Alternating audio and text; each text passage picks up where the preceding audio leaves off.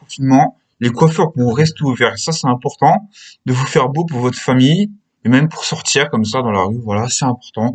Vous pouvez le ressortir à tout le monde qui vous demande si les coiffeurs sont ouverts. Oui. Sinon, bonjour à tous et rebonjour parce que c'est la deuxième vidéo de la journée. Et aujourd'hui, on va parler des quarts de finale de l'Europa League. Donc c'est parti. Donc le premier quart de finale opposera Grenade à Manchester United. Donc ça va être de la bombe pour Grenade.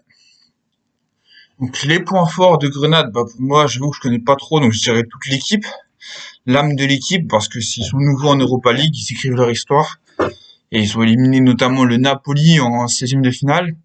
Donc c'est très très bien. Manchester United, je dirais bah Paulo Pogba, la pioche, puis les gardiens de but, hein, Dean Anderson et De Gea qui sont très très bons. Et ensuite l'attaque qui fait du mal en championnat avec Martial et Rashford notamment. Ça va être des super affiches, ça c'est à suivre. Ensuite, le deuxième quart de finale donc opposera Arsenal au Slavia Prague. Donc Arsenal qui a sorti l'Olympiakos en huitième, le Slavia Prague, je sais plus exactement, mais ils sont en quart de finale. Voilà, ils étaient dans le groupe de Nice, ça je le sais. Donc voilà, ils ont quand même battu Nice, hein, Nice qui joue le maintien cette année, mais bon, ils ont fini cinquième quand même l'année dernière, donc c'était pas rien.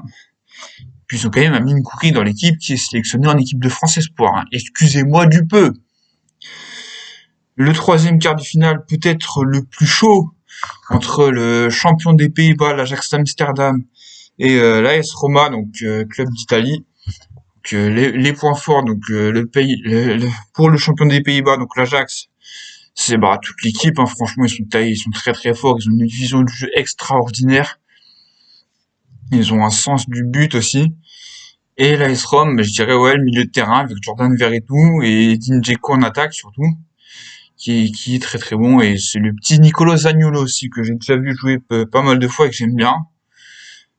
Sinon, le dernier quart de finale opposera le Dynamo Zagreb et élimine Tomber, plutôt surprise de Tottenham de José Mourinho. Hein, Tomber, surtout qu'ils avaient perdu 2-0 à l'aller, ils ont gagné en prolongation au match retour 3-0.